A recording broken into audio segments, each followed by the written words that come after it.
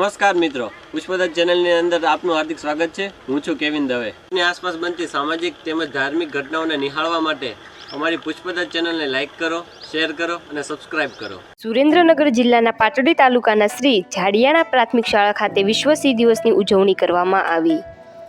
ગુજરાતના ગૌરવસમા ગીરના સિંહો પ્રત્યે જાગૃતિ વધે એવા શુભ હેતુથી સમગ્ર સૌરાષ્ટ્ર સહિત ગુજરાતના ઘણા જિલ્લામાં 10 ઓગસ્ટ રોજ સિંહ દિવસની ઉજવણી કરવામાં આવે છે।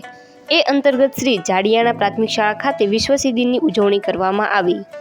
પ્રાર્થના સભામાં શાળાના શિક્ષક ભાગવતદાન ગઢવી દ્વારા સિંહ વિશે જાણકારી આપવામાં આવી। સિંહ અને માનવીય સંબંધો વિશે પણ લોક સાહિત્યમાં નોંધાયેલી વાતો કરવામાં આવી। ગીરના નેસડાના માલધારીઓ અને સિંહના પ્રસંગો પણ રજૂ થયા।